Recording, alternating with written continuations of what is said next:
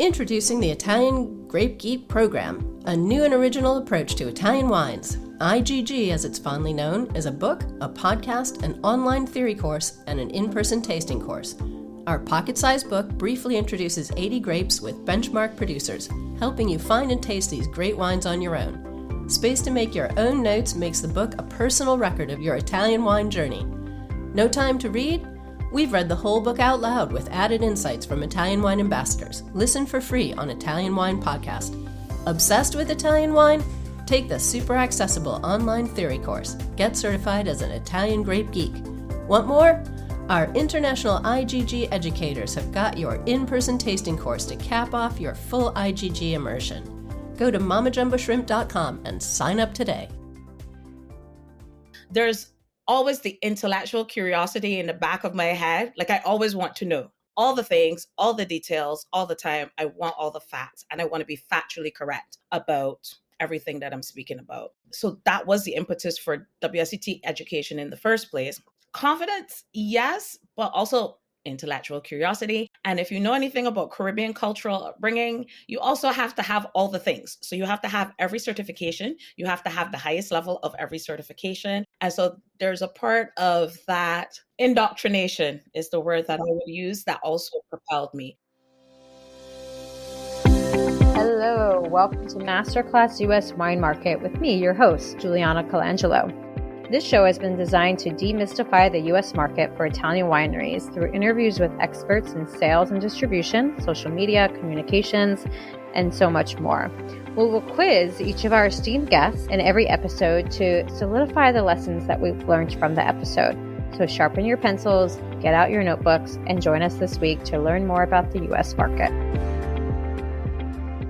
Hello, welcome to Masterclass US Wine Market on the Italian Wine Podcast. Today, I'm joined by Deniece Bourne, a wine educator, industry professional, and recent WSET diploma graduate. Congratulations, Deniece, on the diploma. That's so exciting. Thank you. Of course. So today we're going to be diving into wine education and the intersection of wine education, access, and opportunity, as well as the evolving role of wine education and what it means in the U.S. market today. So we'll talk about the WSET diploma and Deniece's experience, but we'll also talk about how education can help expand wine appreciation into new and emerging markets from the U.S. to the Caribbean. So Deniece, thank you for joining us on the show. I'm so excited to have you here.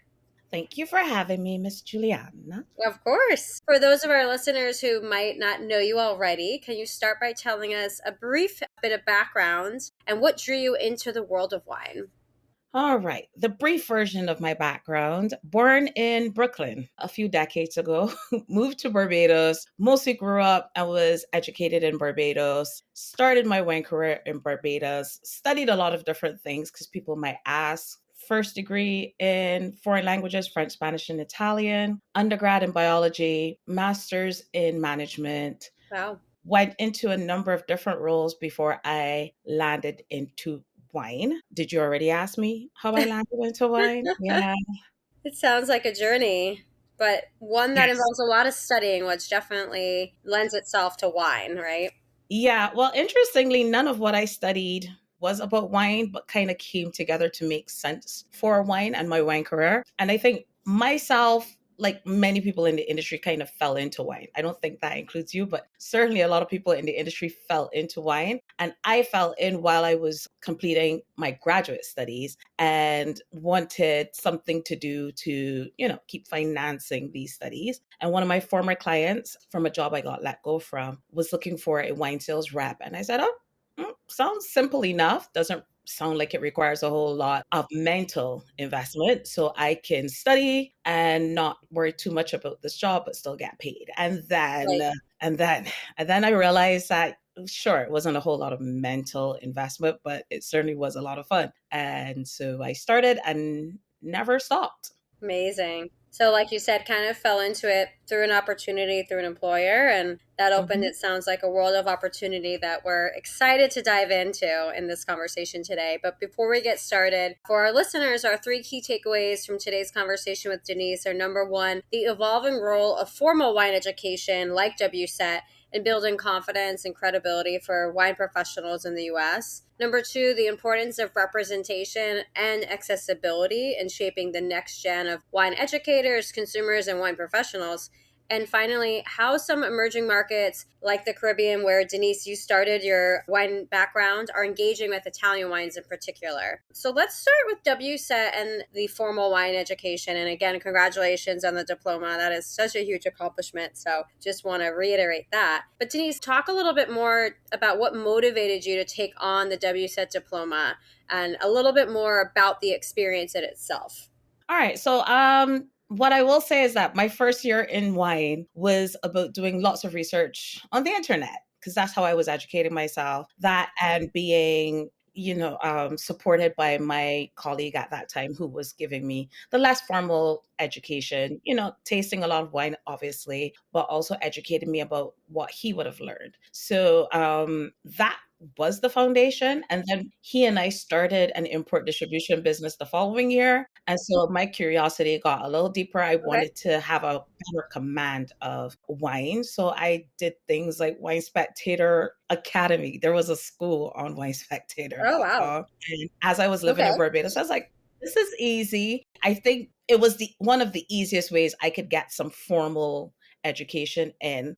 And I don't think I knew about WSET in a real way until a few years later. And one of my competitors in Barbados was actually the company facilitating WSET studies. And competition in the Caribbean looks different. So they wouldn't let me access WSET through them. But considering that I traveled to New York very often and I found access online, I started doing WSET about 6 years in. Okay. Of my wine career. I started with level 2 and I did online classroom, and I would fly to New York to do the exams, because at that point in time, all that time before, you had to do all your exams in person. So I did level 2 and level 3 with the International Wine Center by flying back and forth from Barbados to New York. I think by the time I did level 3, I moved to New York. I moved back to New York officially 2019, and I moved back a week before level 3. Then I started at WSET Global in January. I did the exam in 2018. Started with WSET in 2019, and that is when I started doing the diploma. So I think it was, again, opportunity. Was I curious about doing diploma? Yes and no. There's always the intellectual curiosity in the back of my head. Like, I always want to know all the things, all the details, all the time. I want all the facts, and I want to be factually correct about everything that I'm speaking about. So that was the impetus for WSET education in the first place. And certainly you mentioned earlier in your overview of the 3 points to take away, having a level of confidence when speaking about wine. And that's very important when you're in the sales capacity.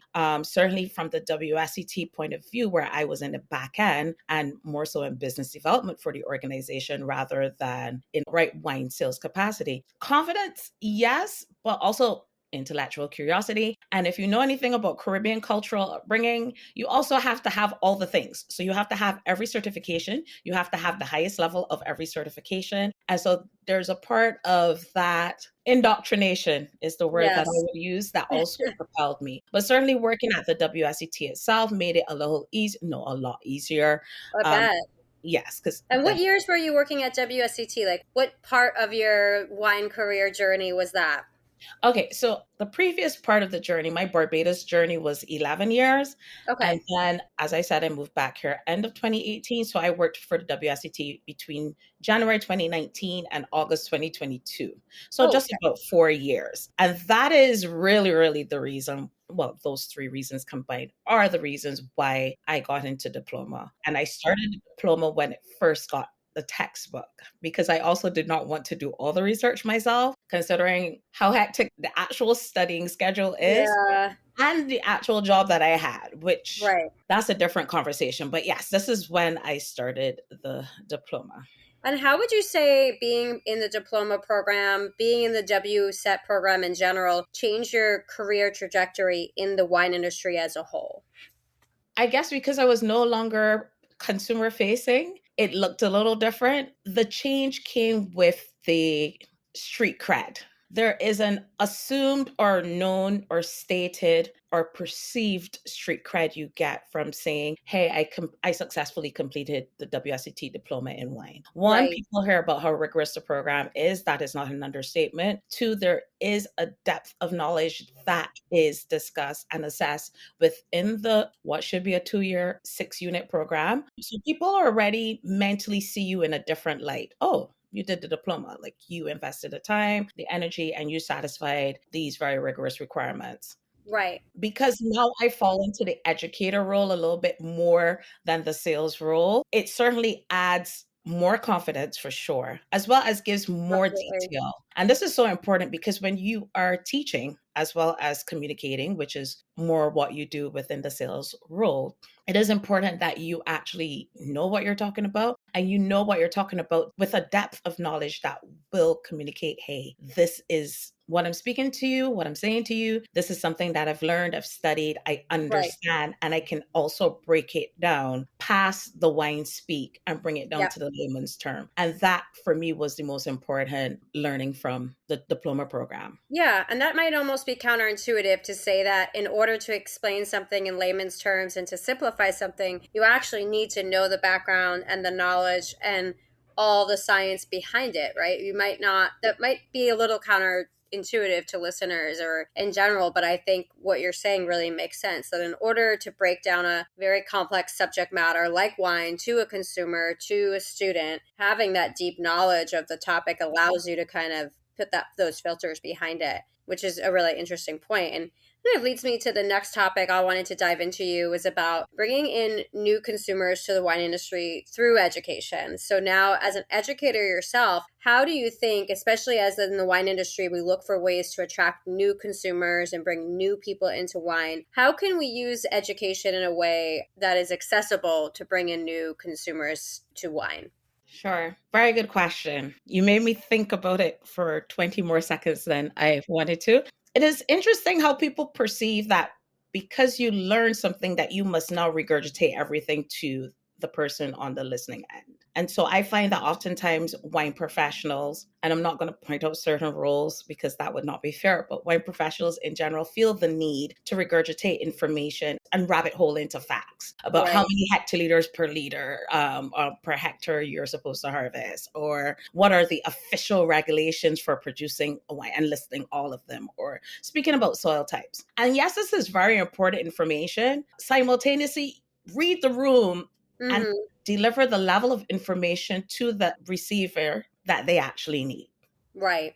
Read the room. That is so important when it comes to wine education. Think about the level of information and knowledge that the person that you're speaking to or the group that you're speaking to needs to receive or can receive in order to access the subject matter. Yes, it's very interesting. If I speak to someone, so I'm using myself as an example in the moment, I actually listen to what they're asking. I give them a piece of information to address what they're asking. And then I look to see what their reaction is. Are they curious to learn more? Or have I satisfied the level of knowledge that they want in that space and time? Right. We can be so excited to tell people all the things that we know, and people really don't always care. And then we also have to be mindful of speaking with people rather than speaking at people.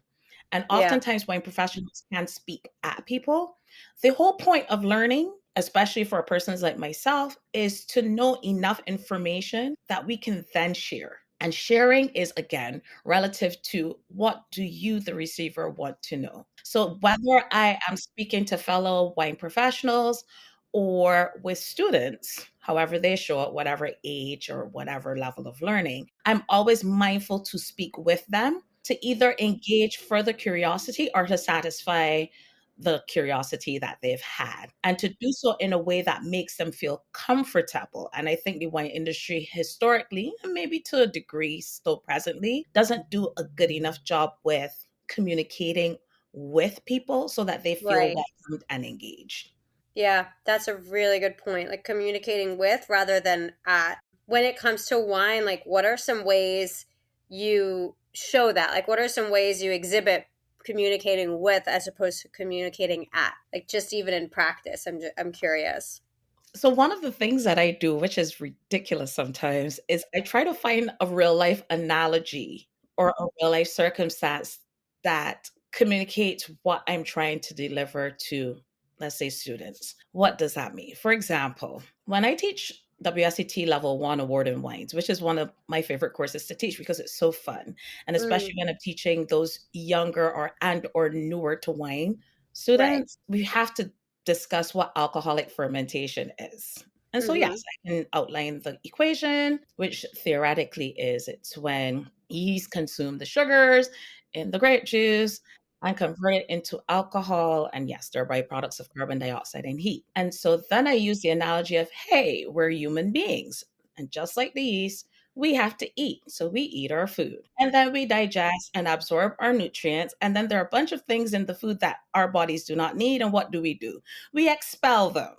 And so That's a polite way to say it. Yeah. and so it could be perceived as kind of crass to discuss simultaneously for that person who is very layman and doesn't understand the chemical equation. I have Yeah, just successfully communicated to them what alcohol fermentation absolutely. is about. And that is so important because even at that, and that's very early on in the course, what it does is that it relaxes the student or the Hmm. person receiving the information because they don't think they will be educated at. Right. They're now being educated with, or the educator is taking some level of interest in ensuring that the student understands. Right. And And so they don't breaking it feel down into terminology that anyone can really understand, right? When you use something so relatable. Yeah. exactly. And so, for as complicated as wine can be, I am not here to sugarcoat wine and make it seem like if it's the easiest thing in the world. It's also not the hardest thing in the world when you get to the foundations of it all. So, Right. just being mindful of using techniques like that, and that's just a me thing. I'm quite sure other people do something similar. It helps to forge a relationship with that person on the receiving end, but also opens that person's mind to the possibilities of, oh, wait, wine isn't really as complicated as I thought it was going to be. I thought I was going to be lectured. I thought this was going to be economics or neurosurgery, and it's not. Yeah, and making it accessible, yeah, by again using like those real world experiences. I love that. I think that that's brilliant, especially like you said at that level one where it's so basic and introductory, and Mhm. just really breaking it down so it's not intimidating for people. Deniece, I want to shift our conversation into a little more about your experience in Barbados and the Caribbean, and specifically how that market might be responding to or interacting with Italian wine, since we are, of course, on the Italian Wine Podcast. And I know you just got back from a great trip to Italy as well. So, talk to us a little bit about your experience while you were in Barbados with Italian wine in particular. What are some of the trends in Barbados and maybe the Caribbean more generally as it relates to Italian wine? Interestingly, Italian wine is not new to Barbados or the region, as one could imagine. If you think about the most popular Italian wines, or certainly the regions, Tuscany is up there, certainly with Chianti. There is no shortage of Pinot Grigio. There's no shortage, to a lesser extent, of Barolo. And Okay, certainly with recent, let's say, last 5, maybe 10, I think 10 could be a little bit of a stretch depending on the Caribbean island. Certainly in Barbados, I'd say 7 or so years. Prosecco, I'd of say 10. course. I'll give Barbados 10. Yeah, Um, so those major wine styles are very important. They've been historically important. Prosecco last because that's a newer trend. As an importer, former importer, Marchesi Antinori wines, there were wines within my portfolio. So again, yeah, some of the better, or some of the bigger and more well-known wine brands and houses you will definitely find. So of there is course. a relationship.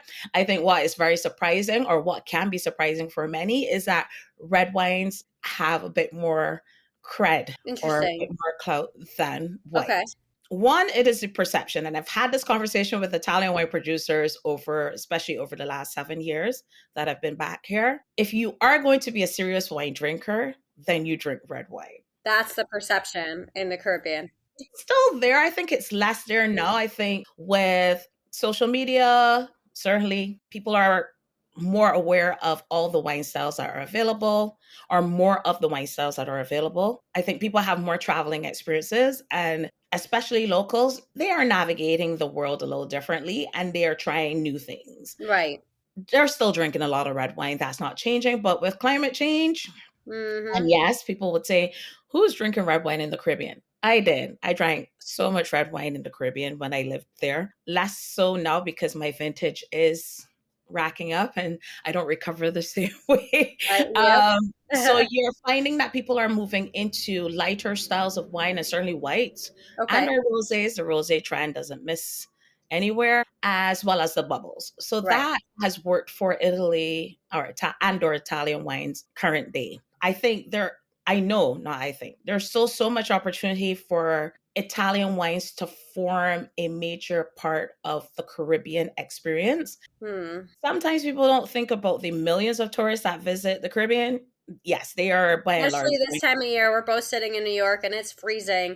People Yes. are fleeing to the Caribbean left and right. We know that, right? Exactly. Yes, the actual tourist season started last Monday, officially running straight through till Easter. So everyone's flocking to the south like the birds. And certainly they are drinking a significant portion of the wines that are imported into the Caribbean, and certainly the Italian wines. And of course, we're talking about the Super Tuscans for sure, the bigger Barolos. Mm-hmm. I can tell you how many cases I have sold over the years. But what you're also seeing is an increase in locals actually becoming interested and or consuming wine. Yes, people think of the Caribbean. It is a rum producing region. Great. Simultaneously, everyone doesn't want to drink rum all the time.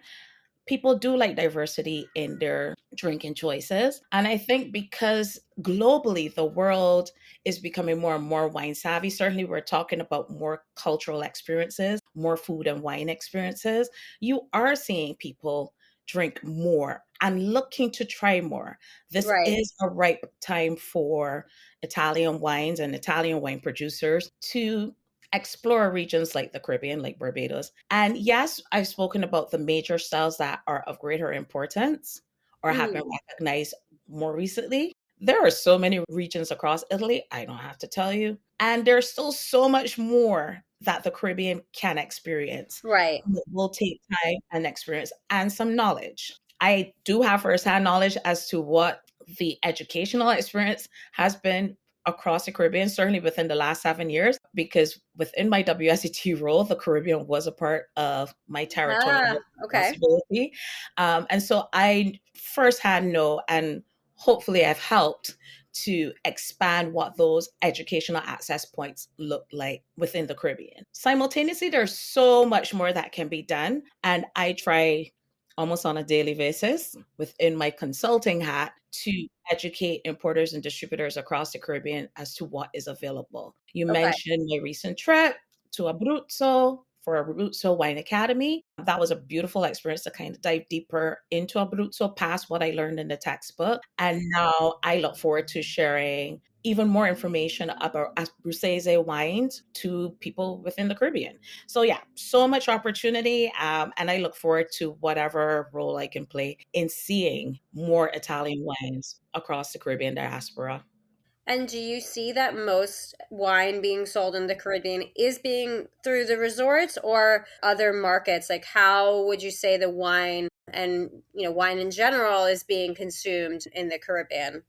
I will put the caveat that it depends country to country Of because there course. are some countries, such as those who were formerly colonized by the Spanish or the French, who have more of a wine consumption history. And so they probably have greater access points within their supermarkets, in addition to restaurants and hotels. When it comes to the English speaking and the formerly colonized by the English country, Mm-hmm. you are seeing this gentle, almost like a gentle balance now between what is available in restaurants and hotels and Okay. what is available in supermarkets. The quality levels oftentimes do differ, as you could imagine. Depending on the country, you will have some retail outlets that will specialize into one region or another. Not in the way that we see in certainly New York City and across the US or in those major slash metropolitan cities, but you're seeing a growing trend where there are more specialist wine retailers, Okay. as well as the mass retailers, such as the Price Marts and the Cost You Last, which are the Caribbean versions of like Costco Okay.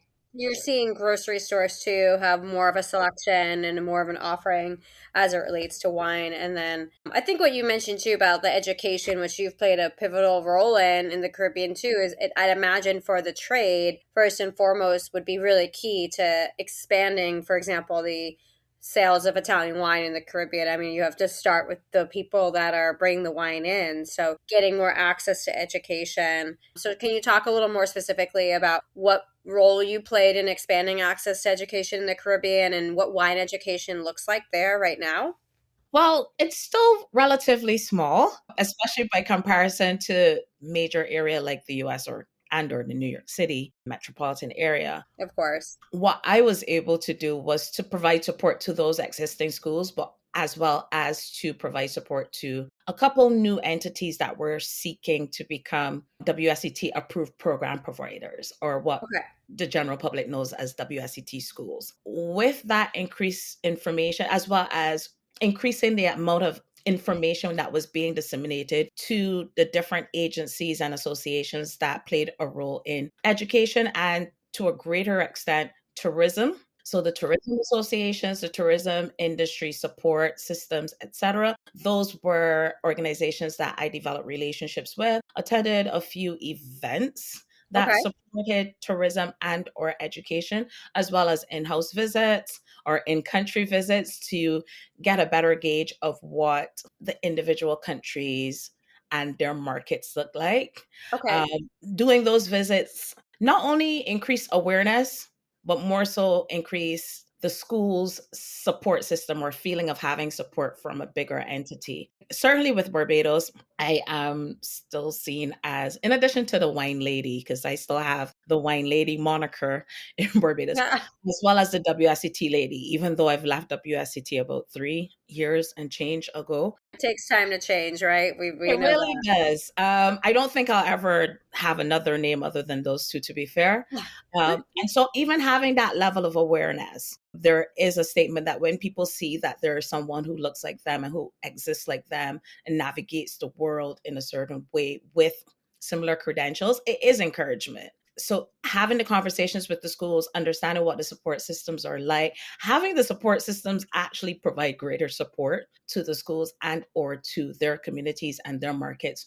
to reinforce the importance of more than the education, the confidence that comes with the education, because it changes the conversations that Right. employees or persons within the workforce can have with their guests, whether they're the locals or the international visitors that are coming on an annual It basis. expands their confidence and imagine to explore new wines, new regions, new labels, and go beyond a Prosecco, Pinot Grigio, and Chianti as it relates to Italy, right? If they're getting the education, they're going to have, first of all, the awareness, but the interest to maybe expand to a wine from Sicily or Abruzzo or another region. So that makes a lot of sense. And hopefully that work will continue to expand. And thank you for all the great work you've been doing in that region to increase access to education. It's so important. Deniece, as we wind down, I do want to make sure we have time for our rapid fire quiz. I really appreciate you coming on the show today and sharing your background, your history with wine education and the WSET, and the great work you've done in the Caribbean as well. So thank you. We will do our quiz. If you can answer these questions in just 1 or 2 sentences, please. So question number 1, what is your number 1 tip for mastering the U.S. wine market? Understanding that the US is 50 countries in a country. That's a good Please one. understand that before you get started. There's this misnomer that you're coming into this one country and it's going to make life easy for you, and it is not. You literally Absolutely. have 50 different entities with slightly different rules, slightly different players, different dynamics, and also each state, these are the countries within the country, all have different levels of market experience. So sometimes it's a growth market, sometimes it is growing, sometimes it's mature. Know these things before you come into the market. That's huge. Absolutely. Know the complexity. It's 50 different markets, like you said. Great advice. Question number 2, what is something you might have told your younger professional self about working in the wine industry? Absolutely nothing. Actually, honestly, so that's the not so nice version of what I would have told myself. I would have said to myself, and I do say this oftentimes, oh, you were so cute with it when you first started. Oh, you did such a great job with the knowledge that you knew then. And Lord, if you only knew, just keep learning, just keep growing learning. and keep growing. So that's the better takeaway of what I would tell myself. You know what you know then, use it to the best of your ability. Keep pursuing the knowledge, because no matter how much you study and how many certifications you have, there is always so much more to learn. So keep learning. I love Absolutely. that. Great advice. And finally, you just got back from a trip to Italy, and lots of us travel a lot in this world. What is one of your favorite travel hacks while you're traveling for wine-related activities? You know, I was gonna say it's my wine suitcase, which makes my life so easy. I Yep. promise you, it's that extra piece of luggage that you have to check in, and God forbid you have to walk a distance with it, although it comes with some really pretty wheels. But one of the things that I never have to worry about when I do wine trips and I'm taking wine back home is the wine breaking in my suitcase with my clothing. Yeah. So I made the initial expense. I know that it is something that sounds very expensive. It kind of is. And I know it will not suit everyone's needs. So I'm not advising people to go spend a whole bunch of money they don't need to, but I always travel with my wine suitcase to make sure that when I'm bringing my wine back home, that it is safe and sound. Yeah. Other than Great that, advice. I would say walk with a carry-on, because no one has time for luggage. Lots of luggage going anywhere. Keep Absolutely. it in a carry-on. Yep. But those wine suitcases, I mean, especially maybe depending on the trip you're going to, if you want to bring back some nice bottles, absolutely great advice. Well, Deniece, thank you again so much for joining me on the show. How can our listeners follow along with everything that you do in the world of wine? I happen to fall into some social media existences. On Facebook and LinkedIn, I am found under Deniece M. Bourne, M as in Mary. On Instagram, I'm Deniece Bourne. My spelling is very different. It's DEN as in Nancy, IECEBOURNE. I am also available via two websites: my personal website, which is denicebourne.com, as well as my business website, tastesavoir.com. I am accessible. Feel free to send me a personal message, to send me an email. I will do my best to respond with you, or to you, sorry, as quickly as possible, but feel free to reach out with any questions. I'm always here to help and to share. Amazing. Thank you so much, Deniece. It was so nice to have you on the show today. It was a pleasure being here, and I look forward to seeing greater things from Italian wines in the US and across the Caribbean diaspora. Fantastic. So do we. Thank you for joining me today. Stay tuned each week for new episodes of Masterclass US Wine Market with me, Juliana Colangelo. And remember, if you've enjoyed today's show, hit the like and follow buttons wherever you get your podcasts.